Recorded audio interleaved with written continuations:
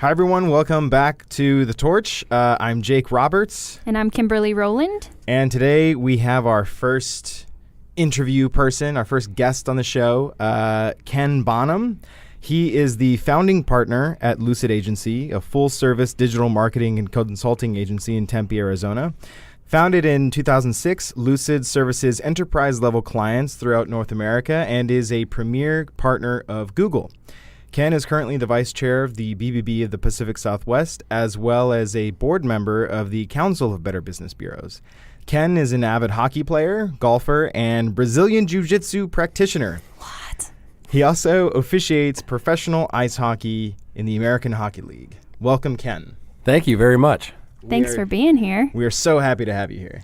Yeah, I admire the setup. I was very impressed with everything you guys have here today and looking forward to having a conversation here on The Torch. All right, so first things first. We want to know all of your life story in 5 minutes. Okay, I'll make it real brief. Talk to us about where you're from, though. I hear a little bit of a Midwest accent. Yeah, I grew up in Detroit, just south, small town called Trenton. It's the second largest Trenton in America behind Trenton, New Jersey. Nice. Claim to fame. Yeah, we're a small town about 15 miles south of Detroit. I'm a fourth generation resident of the town. My grandparents went to my high school. My parents went to my high school. Me, my brother, my sister went to the same high school. And I loved growing up there. I always thought I'd end up staying there and working in the auto industry like my father does and my brother does to this day. And still have uncles in the industry. And I had one friend who came out to Arizona State after high school, came home, told me all about it, and scratched my head for about 5 seconds and said, what am I doing here when it's 70 and sunny in Arizona in January? And I came out here, 19 years old, $800 to my name, and I knew one person. And I've been here ever since. So 18 years I've been in Arizona. I love it. I am a proud alumni of Arizona State University. Yeah. Forks up. Yeah. And you said in my bio, I'm big into hockey, and I played my whole life. I've been officiating hockey for 23 years. It was something I did when I was 15 just for extra money, and I just stuck with it and somehow managed to get all the way up to the American Hockey League, which is right below the NHL. So I'd done some cool stuff. I've seen a lot of fights and been into a few interesting situations over the years in the ice rink, but it was great, and I love to golf. I'm on a mission right now to break 80. I shot 83 both times last weekend, and I'm on a mission to break 80. It's a hard game. I love it. It's the most challenging thing I've ever done, and I like to travel a lot and also do a lot of jiu-jitsu on the side as well. So pretty active guy. Yeah. No wife, no girlfriend, no family. I don't think I could do that many things if I had any of those commitments in life. So there's a price to pay for that. So. Yeah. Kind of changing the topic a little bit, but it's something you told us in the, when we were preparing for this podcast today. We wanted to know, every guest we have on this show, if you could meet anyone, past or present, usually people will pick the past, in history, who would it be? And you gave us an interesting answer. Do you remember who you picked? Yeah, Abraham Lincoln. Mm-hmm. There wasn't even anyone that was even second. I actually went to school to be a teacher. A lot of people don't know that. And I have a degree in secondary education, social studies with emphasis in history, which I was highly qualified for while I still had my teaching certification. So I can't say I'm a history buff, but I enjoy it. And the amount of respect that I have for what he accomplished, I think is second to none. Mm-hmm. I mean, we all learned about the Civil War growing up in middle school, high school, college, or wherever. Mm-hmm. And it was a serious turning point for our country. We could have been split in two, or, I don't know. I mean, there's just a million outcomes that could have came out of that. And I would just love nothing more than to be able to see the man, meet him, talk to him. And, he had a lot of progressive thoughts a very long time ago about men being equal and regardless of color, against slavery, everything. I mean, everything the guy stood for was right. Yeah. And there was a lot of people that were against that because it threatened their livelihood. And I have a lot of respect for that. So Abraham Lincoln, definitely. Cool. And so since you grew up, we were talking about this too a little bit, in outside of Detroit or right around Detroit. There's some really cool artifacts of Abraham Lincoln in your hometown, right? Yeah. So just outside of where I grew up is the Henry Ford Museum. We were actually chatting about that before we got on the podcast today, but it's a gem for sure. I mean, it's on par with the Smithsonian. So Henry Ford, obviously the founding father of Ford Motor Company and the production line and, manufacturing as we know it.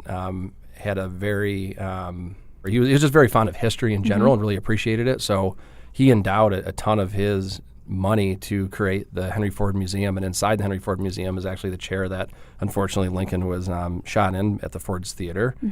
Crazy enough that I don't think there's no correlation, but it was the Ford's Theater in D.C.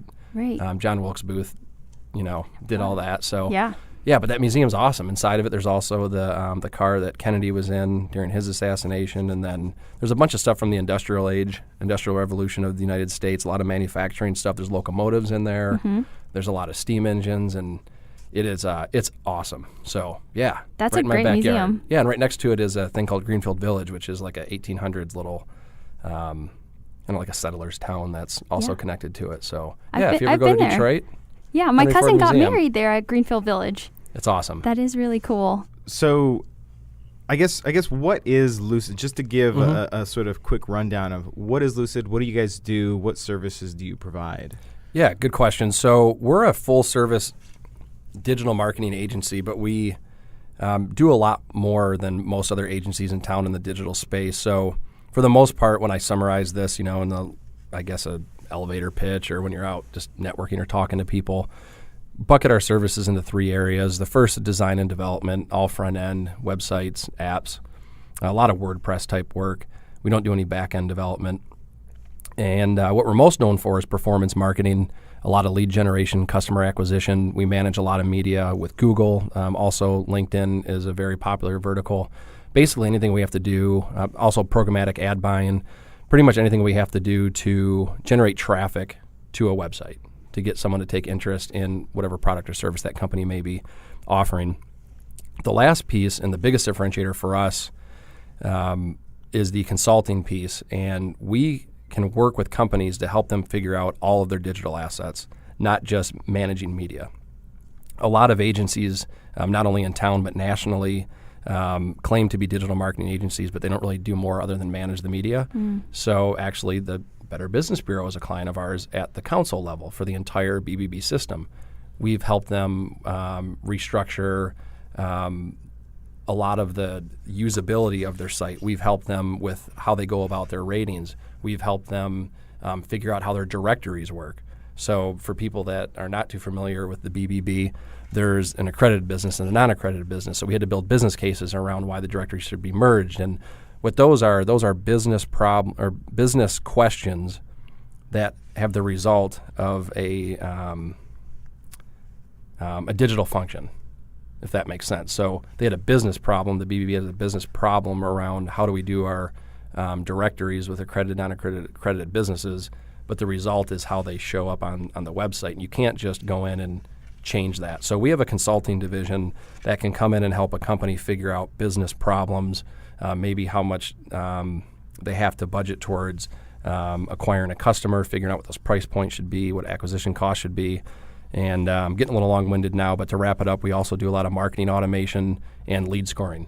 So we help companies manage their funnels through the marketing process, score customers based on their interest level, if they're a beginning engagement, further down the funnel, or if they're getting ready to buy a product, and we help segment out all the marketing messages to those individuals. We do a lot of work with HubSpot, which I'm sure you're familiar with, and also an agency platform that we use called SharpSpring, and then other email platforms like MailChimp and Constant Contact and Campaign Monitor and things like that. So it's great that you mentioned the fact that you guys are working on the BBB kind of website redesign and new rollout, because I was at Phoenix a few years ago, where all the BBB CEOs kind of come to convene, and you guys did a presentation about, you were sort of like giving out like what you were going to work on. And I remember seeing I was there taking pictures of the event, and I remember listening to the presentation where your user experience guy, the design guy, was saying what was wrong with our website, what needed to happen, how it needed to feel. And I was like kind of standing in the back row just like nodding my head the whole time. I was like, you guys know. Because if anyone's seen the BBB website even 2-3 years ago to now, it's completely modernized and not only looks great, but it feels great too when we're getting there. You know, there's still a lot of work to be done because obviously the the BBB was on the web 20 years ago, right? So what do we have? 103 different bureaus now. So there's still a lot of work to do, but we're getting there, and we're in a so much better place than we were. And I don't know if you've seen any of the early reports that have been coming back from some of the other BBBs, but the traffic is skyrocketing in a positive. So that's great. We're happy. Yeah. Yeah. That's exactly what you probably wanted to see. It is. Yeah, it is. I mean, we're putting our money where our mouth is at that point. We told everyone to, trust us. This is what's going to happen if we make these changes. And some people were scratching their head and they're skeptical about it, but it's working. Can you talk to me about meeting Scott and kind of getting Lucid off the ground? Yeah. So Scott is my business partner, and Scott Kaufman and I started the agency in 2006, and we were friends in college. I don't think we ever thought we were going to end up owning a business together, and we went down two completely different tracks. He was the honors student, honors degree in marketing, honors degree in finance, and went through the whole Barrett program with a double major, and made his parents proud and hit the home run in life. And I was kind of aimlessly wandering around, not knowing what I was going to do. And next thing you know it, I ended up in sales and really enjoyed it and was doing well with it. And he got into the agency world and worked at another agency in Phoenix here and climbed the ranks very high at a young age. And lo and behold, him and I ended up being roommates after college. And we got to chatting one day, and he knew I had the sales side thing going, and I knew he knew the agency stuff. And we literally were chatting over a beer one day, and he's like, I can do this stuff if you can sell it. And we both took a chance on each other because I just knew he was a good person, and I thought he was smart, but didn't know how much he knew. And he thought I was all right at sales and thought he could trust. We just went for it. Took a chance on each other. We didn't have anything to lose. We were 26 and we were roommates renting an apartment together. And, now I wouldn't change that for anything, because 12 years later at 38 and knocking on the door of 40, I mean, man, I don't know if I'd go and start a business now. It was awesome to do it at a young age and you had virtually nothing to lose. So, I mean, that's the quick 30-second summary. College friends, he was in the industry. We both wanted to do something on our own, and he asked, and I said, let's go. A lot more happened after that, but that's the quick summary. That's the abridged version. Yeah, he was already in the industry, and we wanted to put our money where our mouth were and go for it. And here you are today. Yeah. When we talk about agencies, we have all sorts of different people tuning into the podcast. So we have people who are in business. We have people in the service industry, maybe small family-run businesses. We have some people who are listening that also have not started yet. So when do you need to go to an agency? And what's your ideal client? Or who is your ideal client from your business's perspective? But then how, as an entrepreneur, do I know when it's time for me to go to an agency? Ooh, that's a good question. So I'll answer the first one when it's a good time to engage with an agency, and then I'll answer the second one, who we work with, because those are two different questions. But that's a really good question. I think it's a chicken and egg scenario, right? Like, what comes first, the marketing or the sales? So the first thing that a small business has to do is focus on the business itself, right? Focus on getting your processes in place and getting everything buttoned up. And the one thing that took my business partner, Scott, and I a really long time to figure out, which was a huge benefit for us, is figuring out who our customers are and figuring out who a fit is. Because I think a lot of small businesses, when they're getting started, they chase a lot of customers that may or may not be a good fit. So we have this whole client criteria of, can they afford you easily? Do they understand what you offer? Do they want to work with you? Are they ethical? That's actually one of the things that we have as a qualifier as well, which is something we want all accredited businesses and maybe non-ABs that want to be ABs to strive for, because we are a group of ethical businesses trying to do business with each other. So, figure that out. And then I think a lot of small businesses, when they reach that point where they have a marketing budget, let's say and this sounds like a lot of money to small business, let's say it's $100,000 for the entire year. When you think about it, that might only be one or two service lines, maybe managing a pay-per-click campaign and a LinkedIn campaign plus $5,000 a month media. That's $100,000 right there. I think a lot of small businesses make the mistake of trying to hire someone saying that they can do those things. And what I've learned in my business and having an agency and interviewing a lot of people in marketing, you are very, very, very hard pressed to find a quality marketing person for, let's say under $60,000 or $70,000 a year. You just are. But there's a lot of really good agencies out there that can help you for $2,000, $3,000, $4,000 a month. Do the math. Yeah, do the math. So I think in the beginning, when you know you need to figure something out, try to find a consultant that can help you, maybe an individual that could bill you hourly. And then once you get to the point where you think, oh, I need to hire a marketing person, once you think you need to hire a marketing person and you have the money to hire a marketing person, that means you have enough to hire an agency. And I would consider that. And I'm not saying that to benefit myself, but I've seen so many times with people in the industry that would rather, I mean, I'll tell you a quick little story without, keeping all names out of the scenario. Someone I knew jumped ship to a newer company, and they wanted to hire us. Oddly enough, a few months before, he had referred me someone to apply for a job at my agency. They weren't qualified to work for us. They weren't. It wasn't too far off. It just wasn't a perfect fit. Mm-hmm. And then he hired us to work with us, and I'll be darned if 3 or 4 months later, he said he decided to hire her for him and let us go. And I'm friends with the person still, but I didn't have the heart to tell him, be like, we didn't even hire this person because they weren't qualified to do this, and now you're literally thinking you're saving money. Mm-hmm. Having someone else do that work. So it's less interesting. money, but the value isn't there. Yeah. It's definitely a chicken and egg scenario, right? There's not the perfect scenario, and all businesses are different. Yeah. So like for a lot of ABs, a lot of them might be contractors or some sort of skilled trade like plumbing, heating, cooling, roofing. That's a lead generation heavy segment. Mm-hmm. Those people need performance, and they need people that know what the heck they're doing. And I know for a fact there's 2 or 3 agencies here in town that specifically cater to contractors and helping people, get the phones to ring. Mm-hmm. So Lucid started in 2006. Was there a point that you guys experienced a turn, like a sharp uphill turn, or is the growth gradual? Good question. So it had been pretty steady climbing all the way up. So the first 2 years was strictly part-time, and then we actually went for broke in 2008, right after the big crash. But we didn't have anything. We only had we did have a third business partner for a short period of time around 2007, but we didn't really have anything to lose, so we didn't know any different. So for the most part, the revenue has steadily gone up over the years. But what I've noticed is a very big change in the conversation I was having with individuals. And I think I had talked to Kimberly about this previously when we were chatting before the podcast. The first couple of years that I was out pounding the pavement and shaking hands and going to networking events, passing out business cards, I'd literally get these old guys kind of politely tapping me on the shoulder and be like, we don't need you, kid. We don't do business on the internet.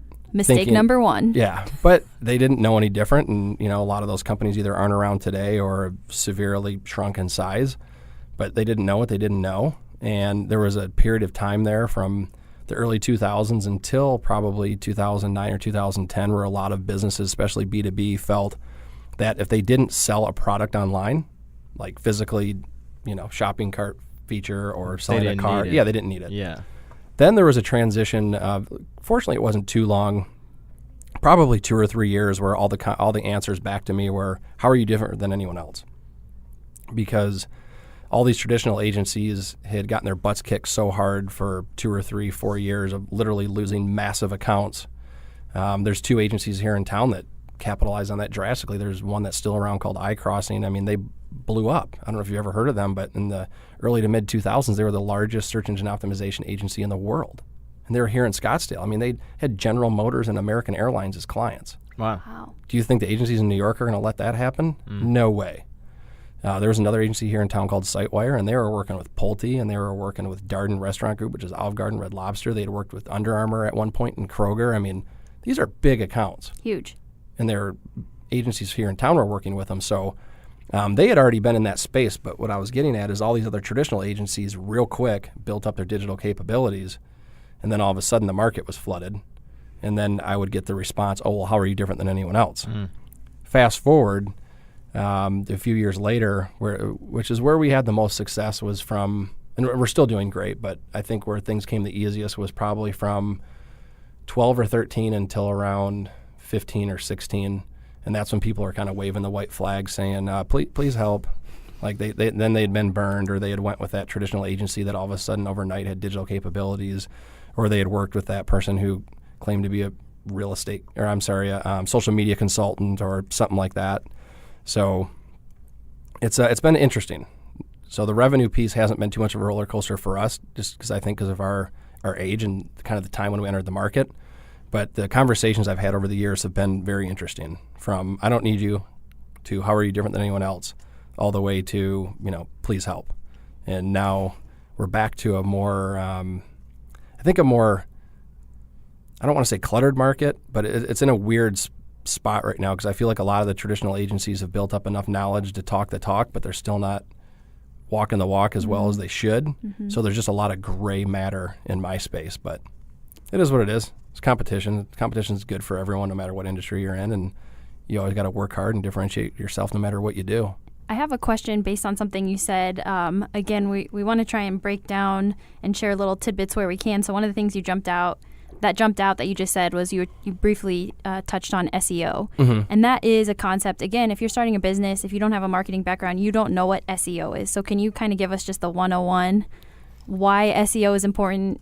What is it? Yeah, so SEO stands for search engine optimization, and basically how well your site is optimized is whether or not it's going to get ranked in a Google search.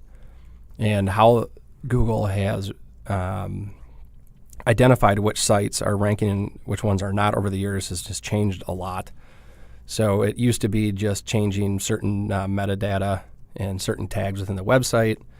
And then for a period of time, it was all about content and blogging.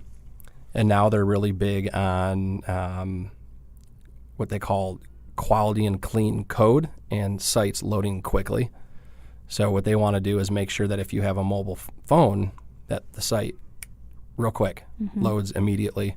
Same with on the desktop and laptops as well. Now, where SEO gets really difficult these days is that the web is so mature, it's very, very, very hard to get rankings organically, no matter what you do. So if you're a new business, if I had to take a guess, just mathematically in my head, probably 90% of the time, the easiest route to go is to buy traffic. Mm-hmm. What I mean by buying traffic is bidding on keywords on Google to get your search result. Because if you're, let's just name an industry, anything. HVAC. Okay, HVAC. Just think here in town how many companies have been around on the web for 10, 15, 20 years. I mean, we have a board member here, Mike Donnelly. They've been in the business for over 30 years, 40 years. Chaz Roberts has been in it for 30, 40 years. You have other ones, George Brazil. I mean, all these companies have been around, and the list goes on that you've heard of. There's Gettle, there's Parker and Sons. Yep. And it's not that you can't outrank them, but they've had content on the web for years. Same thing in the real estate industry. Mm-hmm. It's a reason why you always hear individual realtors struggling with being able to get their exposure online. Well, it's because they have a million competitors digitally. So do you think content matters still, though, even though you said it's not as weighted by Google now? I'm wondering, people are still putting blogs out there, and when you're starting a business, you're thinking of like your marketing and what you can do to outrank your competition, and I think that's probably encouraged still, but does it really help? Yeah, so content's changed a lot over the last few years, and the reason it's changed is because it used to be part of the Google algorithm that there was the term content is king. So a lot of businesses were putting out content just for the sake of putting out content. Now it's about the quality of your content. So it's helping individuals make an educated guess or decision on whether or not you're a right fit for them. So if you're going to put out content, you need to make sure it's very useful regardless of the product or service that you're trying to sell. Does Ken Bonham have a secret to business success that all or any entrepreneurs and business owners can take your secret and unlock and unleash their business power? Give us the manual, Ken. Oh, wow, that's a good question. I have a few opinions on that. I think part of it's what you're born with. I mean, you can't teach someone to get out there and hustle and work hard. There's something to be said for that. I had someone say something to me once about being lucky, and I said, whoa, hold the phone right there. Mm-hmm. I'm lucky because I had good parents, and I'm lucky because I'm healthy.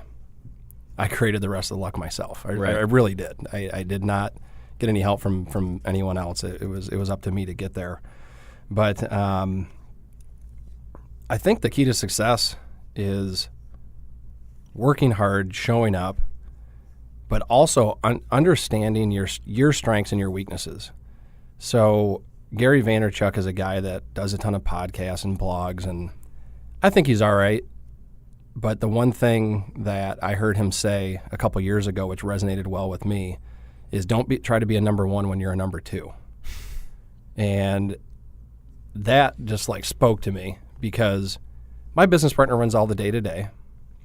He's the majority partner in the company, and I'm more or less the first lieutenant or captain or whatever. I'm fine with that. Mm-hmm. I'm not settling for anything different. It's just I don't want to run everything. Right. I don't want to be the CEO.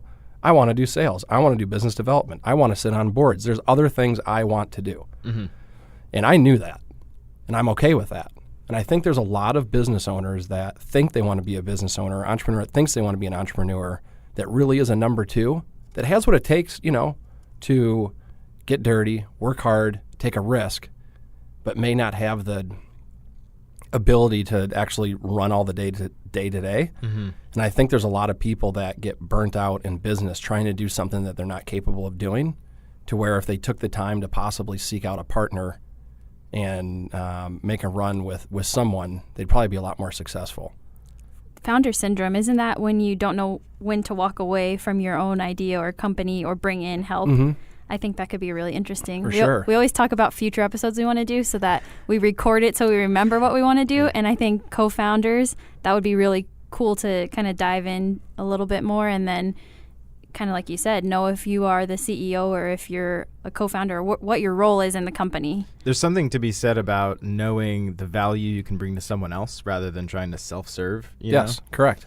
Yeah, I think there's a lot to be said for that. And my key to success was understanding that I knew I wanted to go into business, but I also knew I needed a partner to do it, and I didn't know what that story would look like. Mm-hmm. But 12 years later, I can tell you that it's an awesome business partner and working in the digital space, and we have another company that's going to be launching next year, and we're pretty excited about it, and I don't think we could have done any of that on our own, either him nor I. So that's exciting. Yeah. Maybe you can come back. For sure, yeah. I'd love to, either now or another episode. Do you have a platform that you think is going to be the most important platform for small businesses or any type of entrepreneur to get on when they're founding and running the company? So it depends on the industry, but LinkedIn's super powerful. If you're doing any type of consulting or professional services like accounting, legal, what else would fall under professional services? Anything like that, it's LinkedIn all day. If it's more of the run-of-the-mill AB, your contractor services and things like that, you have to have a strong presence on Google. And depending on what you do, you may or may not be able to target people on Facebook or Instagram. Facebook's still very relevant. The most active group on Facebook is over 40, if you can believe that. That never would have been anyone's wildest dreams 10 years ago. There were old people, what's on a book? What's a Facebook? Right. They didn't even know what it was. There's like an initial resistance, but over time they kind of adopted it. We used to go to a retirement community in the Northwest Valley. I think it's Vistancia with a V, I think is what it was. And we used to go teach Facebook classes. Yeah. And we were paid to do it. And they would do them like 2 times a month, and the room would have 100 people in it. Personal ones or business ones? No, personal, for retired people, because they didn't even know how to use it, and they all wanted to be on it. So, there's still a ton of value in Facebook. It's just not as prominent with the younger generation. So I think if you're selling certain goods and products and services, I still think Facebook is very relevant. Same with Instagram. If your professional services, look real serious into LinkedIn. LinkedIn is still great to build your personal network, and then you obviously got to be found on Google as well. So it's a case-by-case scenario, but those are my important ones. Lucid Agency is a Google Premier partner. Yes, can you sir. explain what that is? Yeah. So being a Premier partner is pretty awesome. We are in, I'm held to secrecy. What? Because, this is a safe circle. Oh, I can't say it online. Okay. On the podcast here. On the cast. But we're in a very top tier. We're in a very small percentage, I will tell you, of agencies worldwide. Very elite. Yes. Yeah. So it is an elite thing. Jokes aside. A regular Google partner just means you have a couple people that are certified in either AdWords and analytics. A Premier partner is reserved for agencies that have a significant amount of spend with Google. And what that allows us to do is have access to a team at Google that only works with our agency and our accounts, not a salesperson. There's actually a team there that knows what we're doing on a daily basis with our client spend. It also gives us access to beta products. So before things hit the market, we had an example where we got to run a pretty cool Gmail campaign, literally for pennies on the dollar, before it was even out to the market, because we had access to their Premier Partnership program, and we got to go to a client and try something new for them for really cheap, and it worked out really well. We also got to do something pretty cool on 2 different occasions. Earlier this year, we took a client of ours to Google's campus and did their 2018 planning meetings right there in Mountain View, and that's pretty cool when a client can show up at Google. That's awesome. And you're there as their agency. Like, they think that's the coolest thing since sliced bread. That is pretty neat. Yeah. The business version of the red carpet. Yeah. So, yeah. For sure. And then we also held a private summit last year. There was an education conference up in San Francisco, and we rented a charter bus and filled it up with over 40 people. And I think we had either 27 or 28 universities with us, and we went and did a day-long education summit. And it was awesome. Yeah, so that's what a Premier Partner is. It's someone who has the direct number to Google, and we get all the access to all the cool stuff like the New York and Chicago and LA agencies have access to right here in Phoenix. I think there's only 2 other agencies here in town that have it. That's exciting. Congrats. I'm not going to tell you who they are. Okay, fine. We'll just do our own research. Yeah. Yeah, thanks. So, Ken, Lucid Agency was named this year as a top company to work for by azcentral.com. Mm-hmm. We know that your agency works with world-class clients, which you touched on a little bit, which means you also need world-class talent on your team. Correct. So how do you attract that talent and make sure it stays? Might I also add we were a previous Torch Award winner? Yes. I had to throw that in there. Congratulations on that Torch Award for Ethics. Yes. Was that 2017? That was a year ago, right? It was last year, yeah. So, yeah, not this one, the year before. Yeah, and then I have to make one more plug. I'm really proud of this. Please. Also in 2016, for the Phoenix Business Journal, we won the Small Business Corporate Philanthropy Award. That's amazing. And we were really, really happy about that for 2 reasons. One, it was the very first year they had ever given away the award, so we were the first recipient. But the second and the biggest reason that I was really proud of it is some people can say, oh, well, not many people applied. I look at it the other way and say, no one was trying to win this award. Because there's a lot of, and I'll put some context into that. Not that I didn't want to win it. What I'm saying is a lot of people see these rankings and these lists and these awards, and they say, I want to win that. And then they start to build up a case on why they should win an award. Mm-hmm. We were just doing the right thing. And then we won the award for corporate philanthropy. And that's awesome. That's probably the thing I'm most proud of, other than, obviously Best Place to Work is really cool, but I think the corporate philanthropy one was probably the one that we're the most proud of. That is really because neat. It was stuff our employees were doing to give back to the community, and a panel of judges that none of us even knew voted us ahead of 2 very reputable companies here in town. So that was awesome. So that is cool. Back to your question. What do we do to make that happen? Yeah. So, part of it is my business partner and I just being on the same page, right? Just always trying to run a good, honest business, right? But that only goes so far. Everyone has most people have good intentions, right? And I'm sure there's a lot of very nice people that don't run great businesses, and nothing against them. But through this Premier Partnership with Google, we get to go to Google's headquarters once a year for agency meetings. And we were very fortunate. They've changed a lot over the past couple of years. Now it's just this big, huge, massive meeting, and it's just a big conference, and they have these keynotes. 3 and 4 years ago, there used to be these very boutique meetings they had at Google where we got to go to Google headquarters, and there was only 40 or 50 agencies there.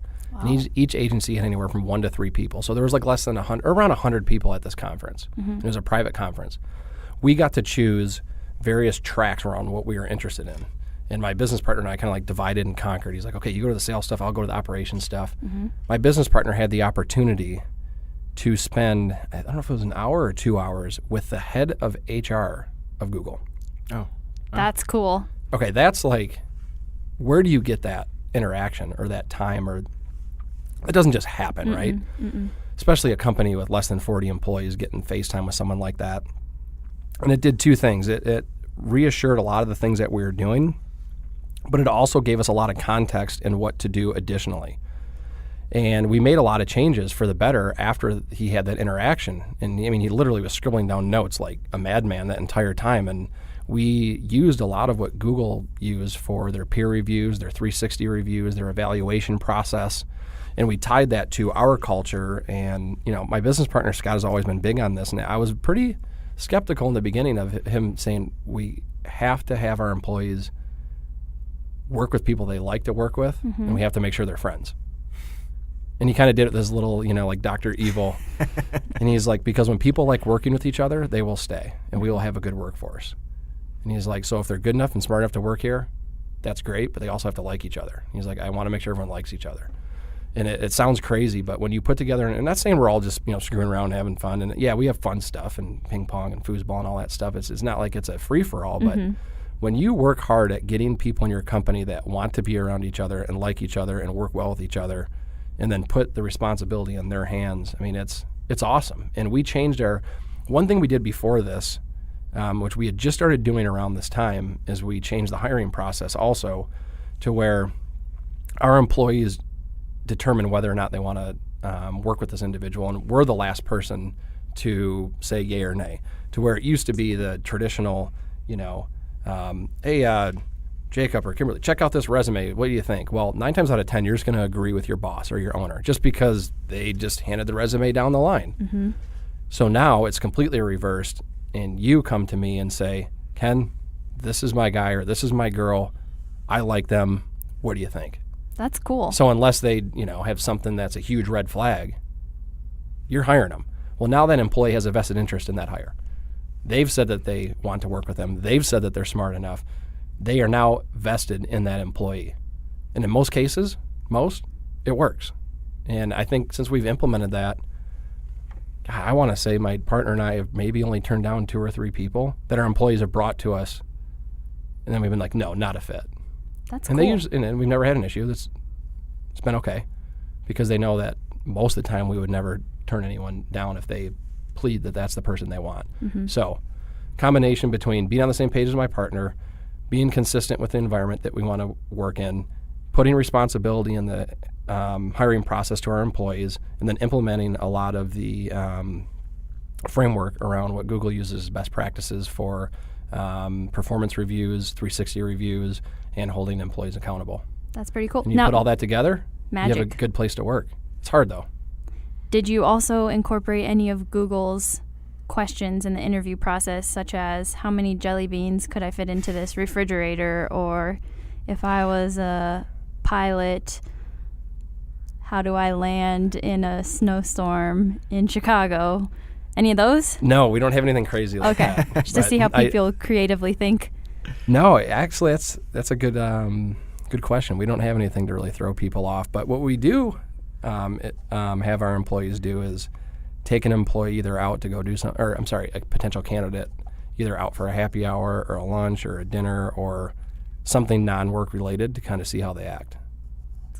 Because, people change, they come in and they have their answers and their everything kind of, ready to go for the interview. But when you get a couple drinks in someone or get them out having fun, they can do a 180 on you. So that's the true test right there. Got to see if they're a company culture fit. Yeah. I very much agree with that because I don't agree with the idea that you come to work and you're a robot and you have no personality and you just do your work and you go home.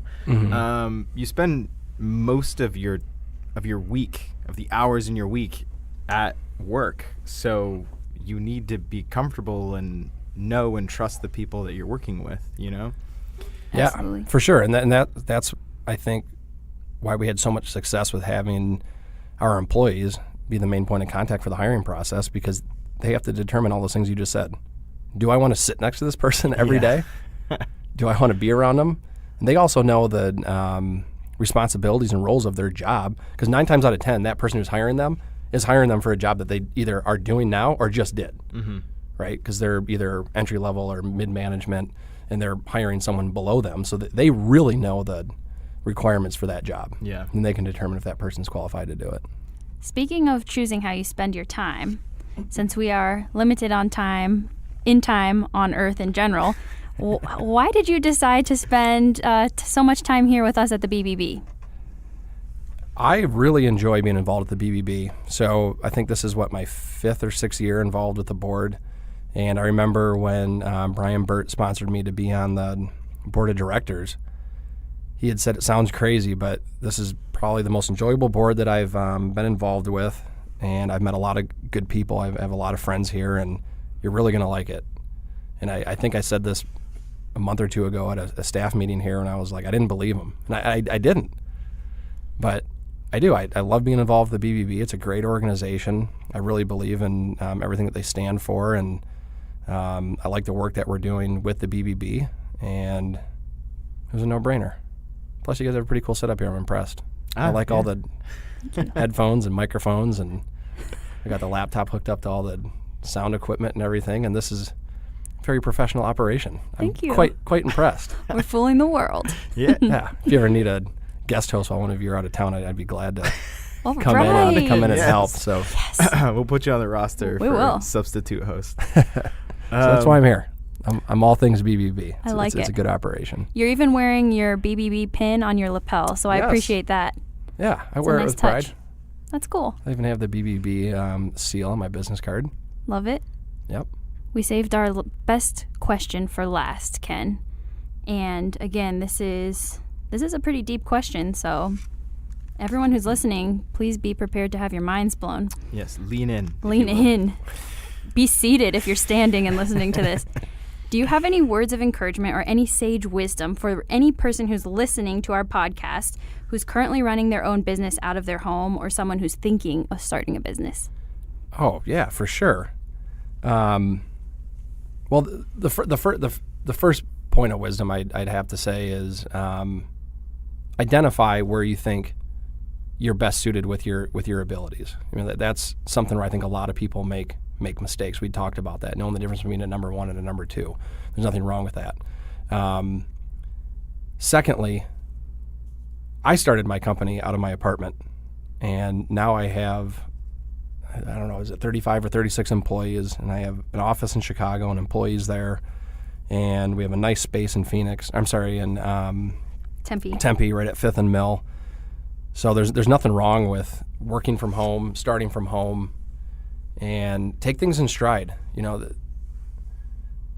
so much of business is getting your foundation figured out properly, figuring out who your customers are. The thing that took me 5 or 6 years was figuring out who was a right fit for me. And you can get excited chasing a lot of stuff that is not the right deal.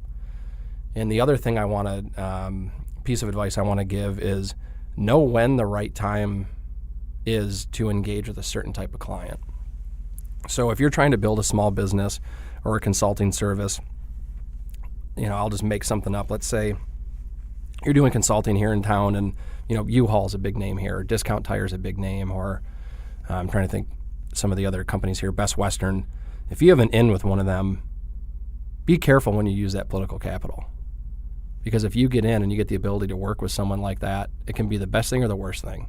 It could be the best thing because it could take your company to new levels or new heights, but it could also be the worst because if you're not ready to scale, if you're not ready to support, if you're not ready to service the account properly, you may never have that chance again. So know when to jump in, right? You know, it's that Kenny Rogers song, know when to hold them, know when to fold them. But there's a lot of truth to that, right? And the same in business. You have to know when to go in. You have to know when not to. So I started my business out of my apartment, and I'm proud of it. And it was the right thing for us to do. And my hat's off to a lot of people that are doing that. And work hard. It's not gonna get any easier, but I can tell you that the definition of entrepreneurism is living your life for a few years like most people won't, so you can spend the rest of your life living like most people can't. Ken, thank you for coming. We really enjoyed you coming in and talking with us. Hopefully you come in another time. Yeah. Yeah. Thank you. I appreciate it. This is awesome. It was really fun. Thank you. And you guys can catch Ken Bonham on a local ice rink near you. Just don't yell at me while I'm repping. Thanks, Ken. You're welcome.